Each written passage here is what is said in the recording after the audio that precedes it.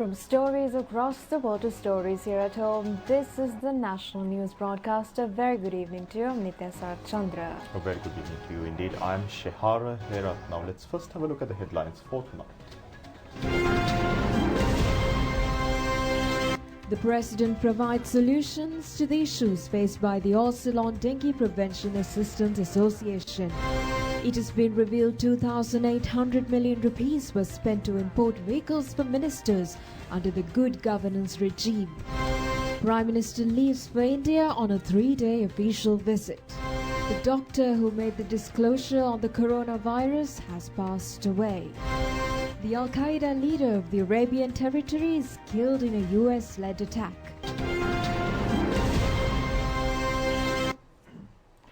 Now in your top story, this evening President Gotabaya Rajapaksa provided solutions to the issues faced by the members of the All-Ceylon Dengue Prevention Assistance Association. Today, the President visited the location at which the association engaged in a protest this afternoon.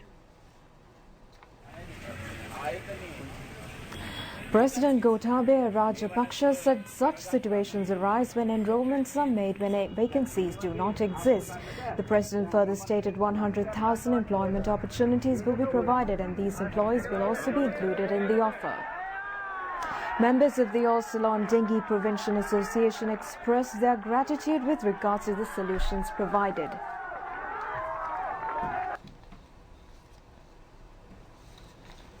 And now, Prime Minister Mahinda Rajapaksa, who will be engaging in an official tour of India upon an invitation extended by Indian Prime Minister Narendra Modi, touched down in India this evening.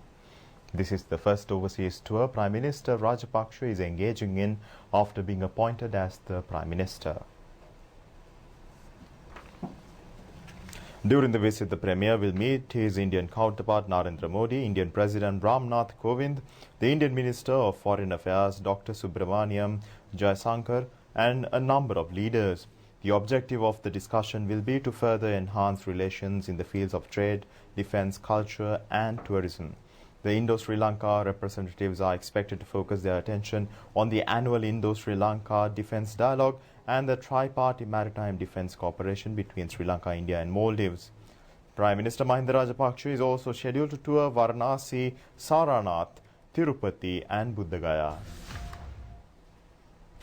Now, Minister Johnston Fernandes says ministers of the good governance regime have imported vehicles at a value of 2,800 million rupees. The minister made these comments in Parliament today in a response to a question raised by Parliamentarian Nalinda Jayatissa. Minister Johnston Fernandes said the list which he has is a list of vehicles purchased for cabinet ministers, deputy ministers and state ministers of the previous regime. The minister alleged that the JVP should be held responsible as they also supported this regime.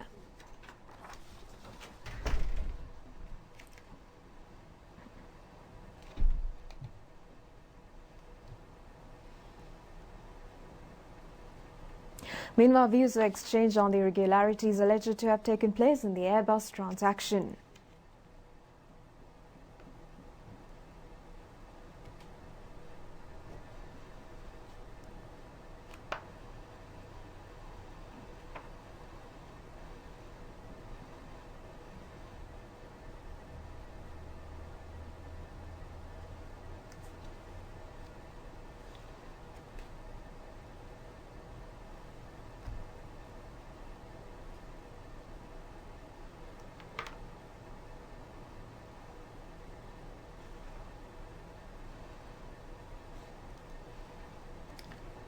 And now Parliamentarian Sunil Handuneti has been appointed as the chairman of the Committee on Public Enterprises or COPE. State Minister Lasantha Alagiyavana has been appointed as the chairman of the Committee on Public Accounts or COPA. Parliamentarian Sunil Handuneti's name was proposed for the COPE chairmanship by UNP Parliamentarian Ajit P. Perera. UNP MP Ashok Abesinghe seconded the proposal. State Minister Lasantha Alagiyavana was proposed by MP Udega Mampila and seconded by Nalinda Jayatissa for the COPA chairmanship. The newly constructed 7-storied building at Ananda College, Colombo was vested with the students by President Gotabaya Rajapaksa today. The inauguration was significant as the building was declared open by the first and only executive president produced by Ananda College. 620 million rupees was spent on the construction of this new building. Construction work commenced on the 1st of January 2015 under the patronage of incumbent President Gotabaya Rajapaksa, who was the then Defence Secretary. However, construction work was abandoned under the previous government. Thereafter, with the mediation of past pupils and upon allocations made by the Ministry of Education, construction work recommenced. The new building consists of 44 classrooms for students of the secondary junior school, 3 science labs, a library with a seating capacity of 200, a health centre and many other facilities. This is the largest school building in the island equipped with disability access in addition to elevators. The previous regime during the last presidential election attempted to declare this building open even while construction work was not complete. However, the Elections Commission halted the move. The president, upon arriving at the college, first engaged in religious observances after a guard of honour by senior scouts and cubs of the college. The president paid floral tributes to the war hero memorial in the college premises. Floral tributes were also paid to the statue of Henry Steele Olcott while commemorating the founders of the school. Thereafter, the newly constructed 7-storied building was declared open. Addressing the gathering at the Kularatna Hall of the college, the president stated that the support he received from Ananda College in achieving success in life is immeasurable.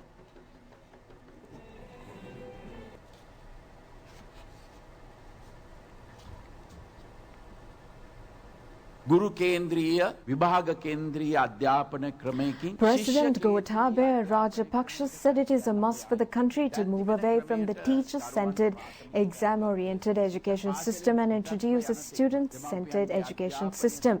The president notes under the present system, from the day a student is entered into school until the day the student leaves school, the parent attempts to somehow make sure that their children pass their exams. He says there should be no need to put unnecessary pressure on students. The president believes due to the competition, students tend to obtain knowledge from tuition classes instead of from the school system. The president says this needs to change, as what is needed is not a student population that is only able to pass exams, but a skilled student population which is able to actively contribute to the economic and social progress of the country.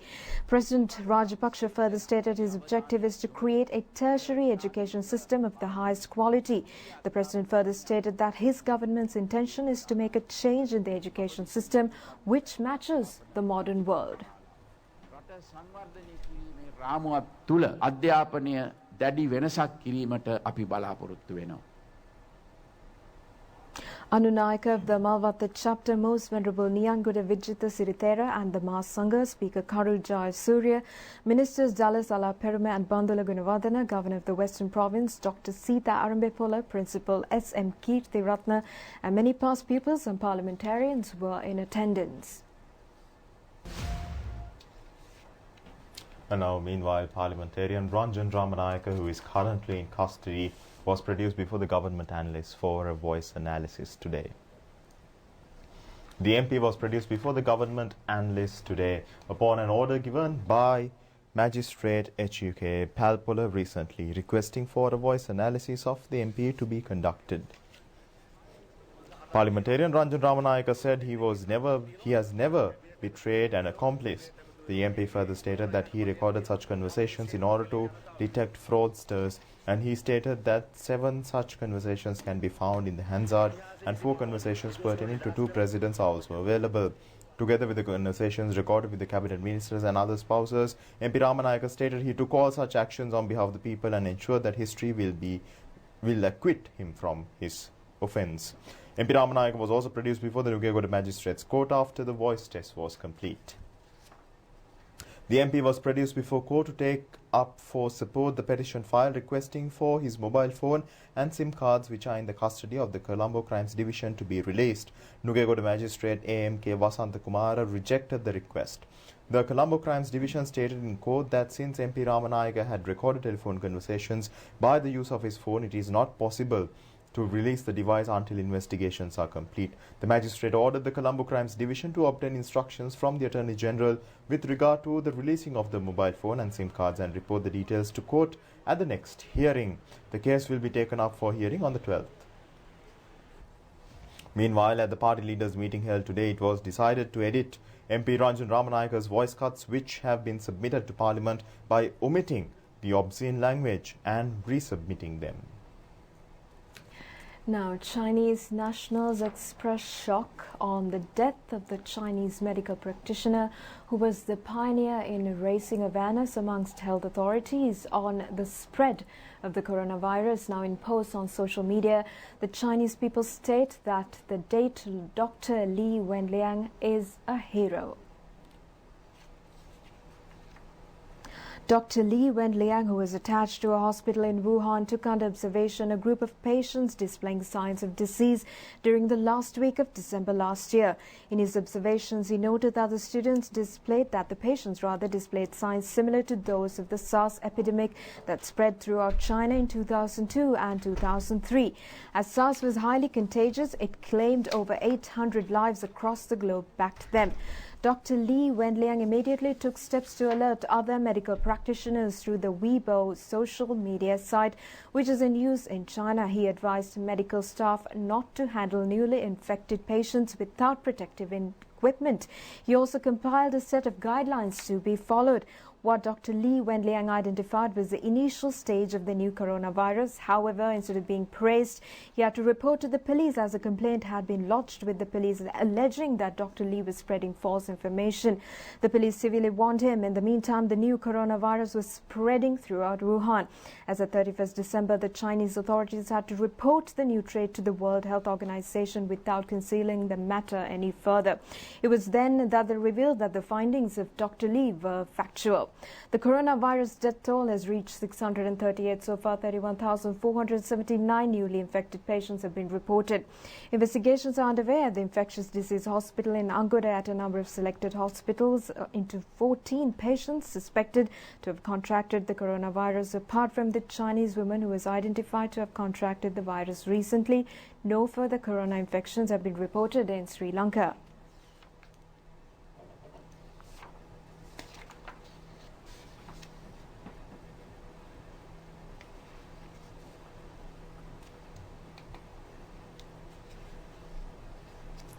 Meanwhile, health authorities state that conforming to international standards, a special preventative plan is in place at the airport and harbour to control the corona disease. Thereby, all ships arriving in Sri Lanka need to provide a medical report on their passenger and crew 24 hours before the ship docks at the port. After arrival, they will undergo a medical checkup by a special medical team. Director of the quarantine unit at the Ministry of Health, consultant Dr. S.M. Arnold, says the coronavirus does not spread through imported goods. Therefore, there is no need to have any undue fear in this regard. Now, the Chinese government expresses its gratitude to President Gotabaya Rajapaksa with regard to the assistance provided by Sri Lanka at this juncture when the Chinese people are faced with the coronavirus. Spokesperson of the Chinese Foreign Ministry, Li Jianzhao, in a tweet on the official Twitter account of the ministry, expresses his gratitude to all world leaders for the support rendered. The Chinese Foreign Minister has been highly appreciative of the statement made by President Gotabaya Rajapaksa extending his support to China. And now steps have been taken to appoint a committee to present recommendations on the transformation of the Kagune North subdivisional secretariat into a main divisional secretariat.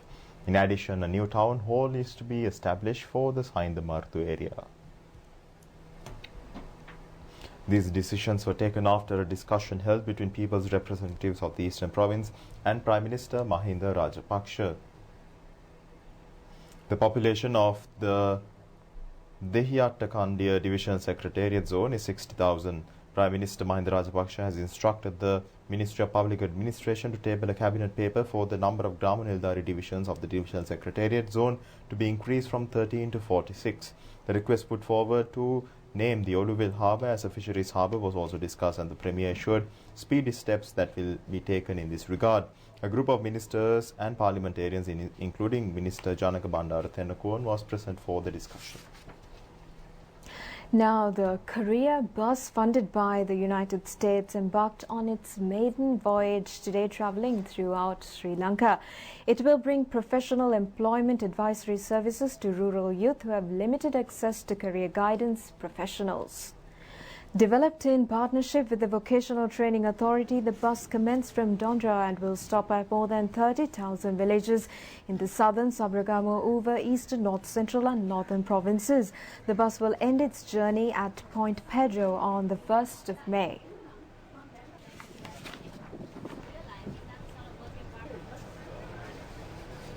Thank you very much. Let us proceed then with Mr. Samaranayake. මේ ව්‍යාපෘතියේ ඉවාර ආරම්භිත වෙකටෝ. Support 1,170 young. Great and exciting to be here today in southern Sri Lanka, right here on the beach with all the young people and the career bus that's behind me. Everywhere I go in Sri Lanka, I meet very smart young men, very smart young women. And I think we all know, and USAID realizes as a development partner, that for Sri Lanka to move from upper middle income status to advanced economy status, it's really going to be mobilizing all the smart minds of the young men and women of your country. And so that's why USAID is very supportive of this project in conjunction with our partnership with VTA, the Vocational Training Authority, and our project called ULEAD. We are very happy to support this initiative, and I believe that the young people today will use this bus to gain more career guidance and more skills to help Sri Lanka advance on their journey to a more advanced economy, even from what they enjoy today. And now moving on to more local stories. Minister Vimal Veeravansha says that the government has launched a special plan to prevent the illegal importation of footwear and leather products into the country. This move has been taken as a bid to protect the local industries. The minister expressed these views joining in the inauguration of the Footwear and Leather Products exhibition, which commenced at the Sirimao Bandaranaike exhibition hall today. The exhibition has been organized for the 12th time by the Ministry of Industries and Supply Management and the Association of Leather Products Manufacturers. The exhibition will be underway until the 9th of this month. Now, the blood donation campaign organized for the 4th time by the Welfare Association of the Sri Lanka Rupavahini Corporation was held at the Rupavahini premises today. The blood donation campaign was organized to coincide with the 38th anniversary of Rupavahini. Staff and employees of the organizations in the vicinity contributed. Significantly, a high number of donors arrived to contribute blood this year. Chairman of the Sri Lanka Rupavahini Corporation, Dr. Nihal Jayatillaka, also joined in the campaign.